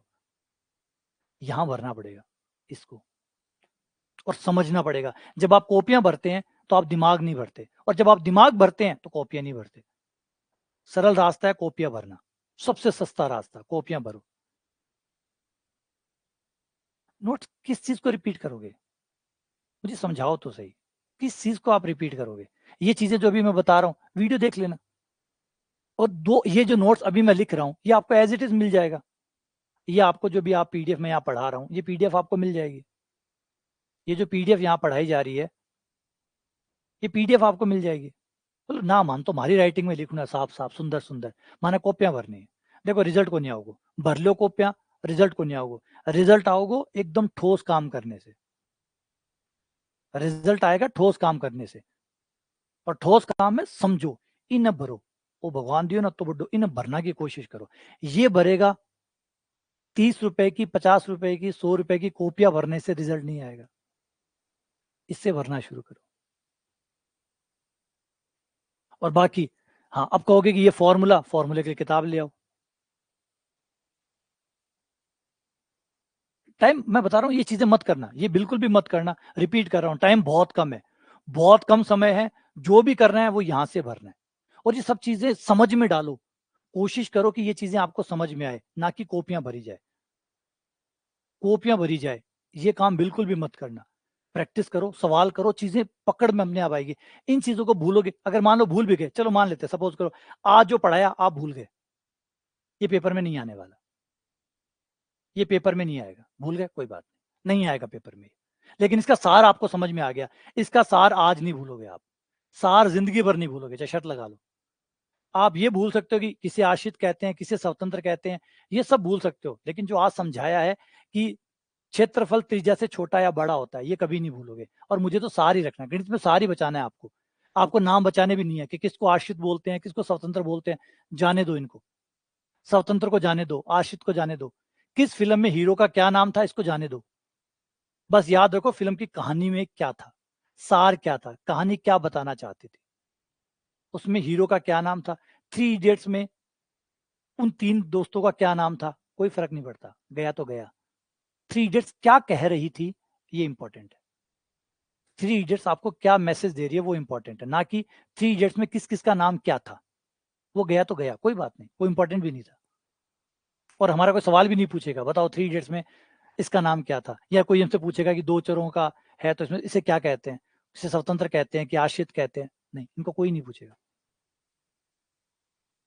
इसलिए नोट्स पे मत जाइएगा, मेरी मर्जी में है, बाकी आपकी मर्जी है।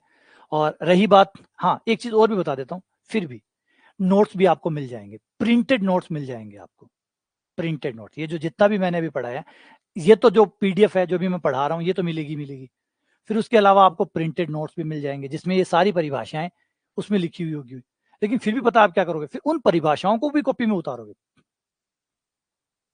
है ना, फिर उसको भी आप कॉपी में उतारेंगे। इसकी पीडीएफ भी मिलेगी आपको प्रिंटेड। ये जो भी अभी थ्योरी पढ़ाई है, इस पूरी थ्योरी की प्रिंटेड कॉपियां आपको मिलेंगी, जिसको आप प्रिंट निकाल सकते हैं, जिसमें बताया गया कि आंशिक अवकलन किसे कहते हैं, आंशिक अवकलन क्या होता है, ये सारी बातें प्रिंटेड में लिखी हुई उसमें भी आपको मिलेगी। फिर उसके बाद में बचता क्या है, उसके बाद सिर्फ एक ही काम करो जो थाने करना चाहिए, थाने करना चाहिए, वो है पूरा फोकस लगाओ सवालों पे, प्रैक्टिस पे, दिमाग को भरने पे, सिलेक्शन उससे आएगा, बाकी सब बेकार है ना। आ जाओ वापस आते हैं। तो del V over del R, अभी जो सवाल आएंगे उन पे फोकस करना। ये तो क्या है, ये तो कहानी ऐसे समझाने की है, इसका मर्म समझ में आ जाए, इसका सार समझ में आ जाए। राम कौन था, श्याम कौन सा था, रामायण में किस पात्र का नाम क्या था, ये इंपॉर्टेंट नहीं है, रामायण क्या कह रही है ये इंपॉर्टेंट है, ठीक है। तो del V over del R, del V over del H, तो हम इसमें आर को हटा देंगे, इसको हटा देंगे, ठीक है, ये हमारे गायब हो जाएंगे। अब अवकलन करेंगे, आ जाओ। पहले मैं आर का साथ अवकलन करता हूं, del V over del R, तो क्या होगा, पाई बाहर आ जाएगा क्योंकि पाई कांस्टेंट है, पाई बाहर, एच भी बाहर आ जाएगा क्योंकि एच भी तो कांस्टेंट है, क्योंकि मैं तो अवकलन आर के साथ कर रहा हूं, मैं आर के साथ अवकलन कर रहा हूं। अरे ये बड़ी फर्क पड़ा है, पता आप जब आपके पास जब ऑप्शन बी होता है ना कॉपी भरने का, तो आप दिमाग नहीं भरते, ये बड़ी दिक्कत है। जिसको ऑप्शन मिल गया कि मुझे कॉपी भर सकता हूं मैं, तो मैं दिमाग क्यों भरूं। और सबसे आसान काम लगता है लोगों को ये शायद थोड़ा सा बुरा लग सकता है, माफ करना, लेकिन ये सच्ची चीज है। जिसको कॉपी भरने की आदत पड़ गई वो दिमाग कम भरता है, क्योंकि ऐसा लगता है दिमाग बाद में भर लेंगे, पहले कॉपी भरते हैं। तो वो पहले कॉपियां निपटाता है, दिमाग बाद में निपटाता है। जबकि एक्चुअली में होना क्या चाहिए था, दिमाग पहले भरना चाहिए था, कॉपियां मत भी भरो, है ना। ये सिस्ता नहीं पड़ रहा आप लोगों को, एक थोड़ा सा धीमा करके अपने आप को देखिए, आपकी खुद की मेंटेलिटी को देखिए कि क्या चाहती है, आप क्यों कॉपियां भर रहे हो। थोड़ा सा बारीकी से अध्ययन करोगे तो आपको पता लगेगा कि थे अट्ठा शिर में माथा पच्ची कौन चाहो, थे जा कॉपियां भर दिया, थोड़ा आराम मिल ले, इन आराम मिल ले, और इन आराम देशो, तो फिर रिजल्ट खराब ही खराब है। Del V over del R बराबर पाई, पाई बाहर आ गया, एच बाहर आ गया, क्योंकि पाई भी नियतांक है, एच भी नियतांक है, पाई बाहर एच बाहर, पाई बाहर एच बाहर। अवकलन किसका होगा, केवल आर का, क्यों, क्योंकि बाकी सब कांस्टेंट है, सिर्फ आर ही है जो चर है। और आर स्क्वायर का अवकलन हो जाएगा 2r, जैसे एक्स स्क्वायर का 2x होता है। अवकलन के फॉर्मूले हम लोगों ने नहीं बदले हैं, हमने अवकलन के कोई फॉर्मूले नहीं बदले हैं, जो अवकलन के फॉर्मूले होते हैं वही है। तो पाई और एच बाहर आ गया, आर स्क्वायर का 2r हो गया, ये लो ये आ गया 2 पाई आर एच। v का r के साथ अवकलन ये होगा। अच्छा v का h के साथ क्या होगा,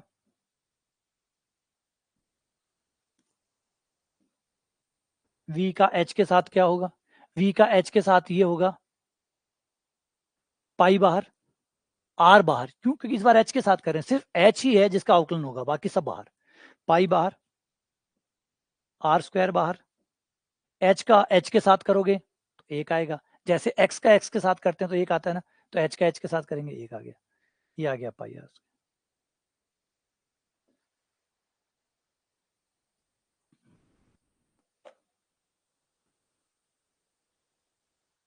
सही है,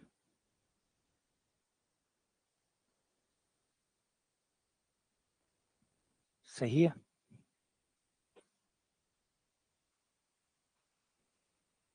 ठीक है, ये आ गया समझ। चलो आगे बढ़ते हैं, अब थोड़ा सा सवाल लेते हैं।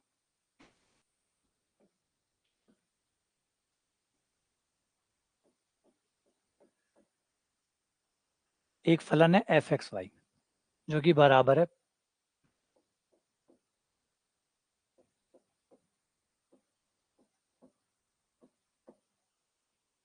सिंपल सा एग्जांपल लेते हैं। अब हम इसका अवकलन करते हैं, एफ का एक्स के सापेक्ष और वाई के सापेक्ष, क्योंकि एफ दो पे डिपेंड करता है, एक्स पर और वाई पर। तो पहले मैं अगर एक्स के साथ करता हूँ, del f over del x, x के साथ करूंगा तो वाई मेरा कांस्टेंट है, वाई बाहर आ जाएगा, सिर्फ जहां जहां एक्स है वहां वहां अवकलन होगा। तो एक्स स्क्वायर का हो गया 2x प्लस वाई बाहर, क्योंकि वाई तो अचर है, अचर हमेशा अवकलन से बाहर आते हैं, तो अवकलन होगा सिर्फ एक्स का अवकलन 1 प्लस वाई स्क्वायर का 0 0, क्योंकि इसमें कोई एक्स का पद नहीं है तो ये अचर हो गया, वाई अचर हो गया, क्योंकि मैं तो एक्स के साथ अवकलन कर रहा हूँ। तो जब मैं एक्स के साथ अवकलन कर रहा हूँ तो वाई तो अचर है, तो वाई स्क्वायर भी अचर होगा, अचर का अवकलन 0, क्योंकि इस बार एक्स नहीं था, वरना तो वाई स्क्वायर बाहर आ जाता, जो एक्स होता उसका अवकलन हो जाता, लेकिन वाई स्क्वायर के साथ कोई एक्स नहीं है तो वाई स्क्वायर अचर हो गया, वो 0 हो गया, माइनस वाई बाहर एक्स स्क्वायर का 2x, ये 2x हो गया, 2x plus Y minus 2x Y, सही है। आगे अब del f over del y, y के साथ करोगे तो x अचर है, इस बार x बाहर आ जाएगा, तो एक्स स्क्वायर बाहर आ गया लेकिन कुछ बचा ही नहीं तो 0 हो गया, प्लस, है ना। अब आप y के साथ कर रहे हैं, y के साथ कर रहे हैं तो मान लीजिए एक्स स्क्वायर बाहर आ गया, अंदर क्या बचा, एक का अवकलन 0, या वैसे ही मान लो कि ये अचर है, क्योंकि इसके साथ कोई y का पद नहीं है, तो अचर है तो अचर का अवकलन 0 होता है, x बाहर y का अवकलन 1, वाई स्क्वायर का 2y, एक्स स्क्वायर बाहर y का 1,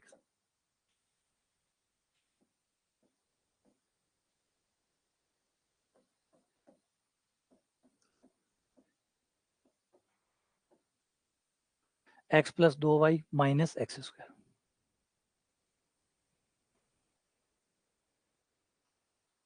हो गया, इस तरीके से ये अवकलन हो गया। अब एक काम करते हैं, एक फलन लेते हैं 3 का लिए,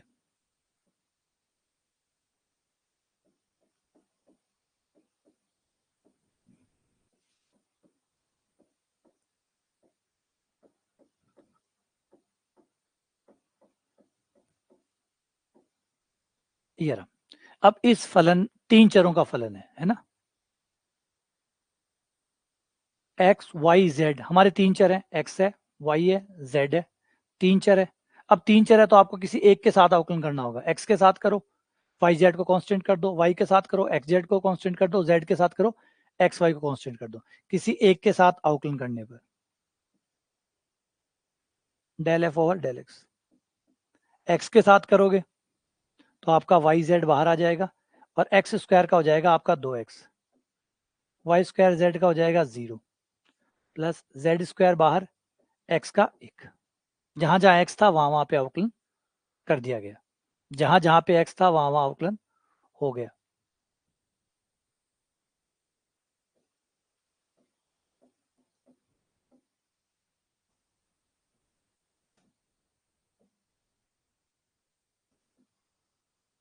अब इसका वाई के साथ करें,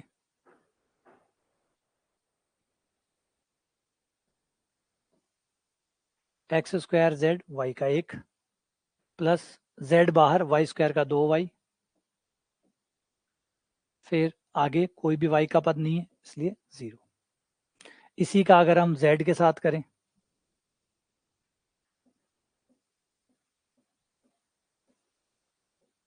z के साथ करें तो देखो z के पद कहाँ है, एक्स स्क्वायर वाई बाहर z का 1 प्लस वाई स्क्वायर बाहर z का 1, एक्स बाहर z² का 2z, ये आपका z के साथ हो गया। तो इस तरीके से एक बार x के साथ, एक बार y के साथ और एक बार z के साथ। ठीक है। अब एक चीज गौर करोगे आप लोग कि जो लोग अब रिवीजन कर रहे हैं, जिनका 2.0 में थे और जब रिवीजन कर रहे हैं, अब दिख रहा है आप लोगों को, अब वो जो आपकी मेहनत थी पिछली बार वाली, अब कितनी शानदार लग रही है। अब लग रहा है बहुत ईजी है, बहुत आसान है ना। समझ रहे कि बहुत आसान है, बहुत ईजी है। लग रहा है ना कि जो रिवीजन कर रहे हैं, क्योंकि कई बार क्या होता है, जब फर्स्ट टाइम आप पढ़ते हैं तो आप चीज़ों को थोड़ा थोड़ा जानते हैं, पहचानते हैं, धीरे धीरे उसके अंदर होते हैं। लेकिन जब रिवीजन में आते हैं तब आप बहुत कुछ जान चुके होते हैं, फिर वो उसके ऊपर खड़ा होना शुरू होती है, वो इमारत उसके ऊपर बनना शुरू होती है। फिर ऐसा ये भी मुझे पता है, ये भी मुझे आता है, वो एक कॉन्फिडेंस क्रिएट करता है, अरे ये भी मुझे आता है, अरे ये भी मुझे आता है, ये भी मुझे आता है। फील करते हैं ना, ये भी मुझे आता है, ये भी मुझे आता है, फिर वो शुरू हो जाता है। अब कॉन्फिडेंस आना शुरू हो रहा होगा आप लोगों की, हाँ अब। इसलिए मैं हमेशा कहता हूँ कि जब कोर्स होता है आपका, तो पहली बार नॉर्मली आप सिर्फ कोर्स से गुजरते हैं। कोर्स में क्या है, क्या टॉपिक है, क्या क्या चीजें हैं, समझा रहे हैं, वो समझ में आ रहा है नहीं आ रहा, बस इतना ही हो रहा होता है। खुद से सवाल होना या खुद से कर पाना, ये लगभग एक बार नामुमकिन सा होता है। लेकिन जब दूसरी बार आप आते हैं तो अब आप सारी थ्योरी पढ़ चुके होते हैं, सारी चीजें समझ चुके होते हैं, वो जान चुके होते हैं, अब पेन चलना शुरू होता है। अब आपकी बची हुई क्लैरिटी बढ़नी शुरू होती है कि हाँ अब मेरा पेन चल रहा है, अब मैं फटाफट कर पा रहा हूँ इनको। तो ये दूसरी बार में होता है। और अभी तीसरी बार में देखिएगा, जब आप तीसरी बार जाएंगे इसमें, जब आप रिवीजन में आएंगे, जब हम रिवीजन करेंगे इन चीज़ों का, तब देखिएगा, तब आपकी स्पीड बननी शुरू होगी। जिस स्पीड की आप बात करते हो कि फटाफट होने लग जाए, तो वो फटाफट भी होने लग जाएंगे। ये आपकी स्पीड बननी शुरू हो जाएगी। हाँ बिल्कुल फ्रेशर है, फ्रेशर भी है यहाँ पे। और जो हमारे कोई बच्चा जाता नहीं है, हमारा जो भी बच्चा आता है वो कंटिन्यू रहता है, वो भी कोर्स कर रहा होता है। कोर्स नया है, 3.0 नया कोर्स है। लेकिन इसमें वो बच्चे भी है जो हमारे 1.0 वाले भी है, वो भी यहाँ पढ़ रहे हैं, 2.0 वाले भी यहाँ पढ़ रहे हैं।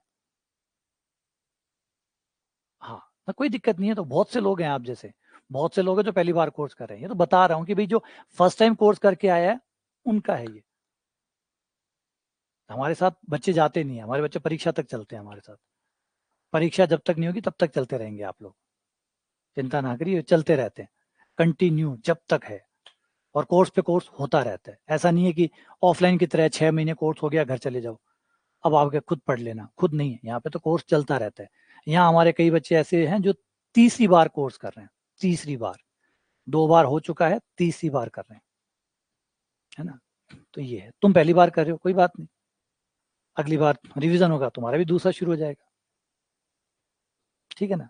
तो मैं उनकी बात बता रहा हूँ, उनको बता रहा हूँ कि जब वो भी फर्स्ट टाइम कर रहे थे ना, जब वो फर्स्ट टाइम कर रहे थे तो उनके मन में भी ये था कि ये चीज समझ में नहीं आ रही, वो चीज समझ में नहीं आ रही। क्योंकि देखो, ऐसा कुछ नहीं है, ग्रेजुएशन है यार, टॉपिक तो टफ है ही। आसान थोड़ी है गणित, गणित को ऐसी थोड़ी है कि यूं हो गई, ऐसा तो नहीं ना, टफ तो है ही, ये तो स्वाभाविक की बात है। तो उसमें से मान लीजिए 80% समझ में आई, 20% नहीं समझ में आई, ये होगा। ऐसा कोई जीनियस नहीं बैठा यहाँ पे कि जिसको एक बार में सब कुछ समझ में आ गया, आओ सवाल दे दो मुझे, सब कुछ सॉल्व कर दूंगा। ऐसा कभी हो ही नहीं सकता, और ना कहीं होता है ना। ऐसा कभी नहीं होता कि कहीं भी आप एक जगह बैठे और सारे सवाल आप सॉल्व कर दें, एक बार पढ़ के आऊंगा सब कुछ आने लग जाएगा। ऐसा हो गया तो फिर गणित हर कोई लेके बैठ जाता। तो ये तय है कि मुश्किल चीजें हैं, धीरे धीरे बेटर होती है। ये समझाने की कोशिश करूंगी। फर्स्ट टाइम जब आप पढ़ते हैं तो उसका एक अलग टारगेट होता है, सेकंड टाइम अलग टारगेट होता है, थर्ड टाइम अलग होता है। ये समझाने की कोशिश कर रहा हूँ कि जब फर्स्ट टाइम बच्चे पढ़ रहे थे तो उनको भी लग रहा था कि कॉन्फिडेंस नहीं आ रहा, हमसे सवाल नहीं हो रहे, हम कर नहीं पा रहे, हमसे उतने सवाल नहीं हो पा रहे। तो उनको मैं उस समय यही समझाता था कि फर्स्ट टाइम है, धैर्य रखिए, होंगे, एक समय आएगा जब आपसे होने लग जाएंगे। हाँ बिल्कुल, बिल्कुल। रिन्यू चलता रहता है, रिन्यू तीसरी टाइम रिन्यू चल रहा है, थर्ड टाइम। हाँ वो जरूरी भी, रिजल्ट तभी बनता है ना। रिजल्ट को एक बार से रिजल्ट थोड़ी बनता है कि आपने एक बार कोर्स करवाया रिजल्ट बन गया। ऐसा हो गया तो फिर सारी कोचिंग सिलेक्ट करवा देती। रिवीजन से आपका सिलेक्शन बनता है ना, बार बार करने से आपका सिलेक्शन बनता है। चलिए, बस क्लास को यहाँ ऑफ करते हैं, मिलते हैं आपसे अगली द्विघात समीकरण में, है ना, सीनियर वाले टॉपिक से द्विघात समीकरण से मिलते हैं।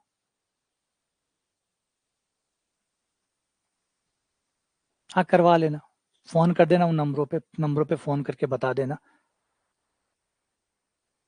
ठीक है, चलो मिलते हैं आपसे, के बता देना।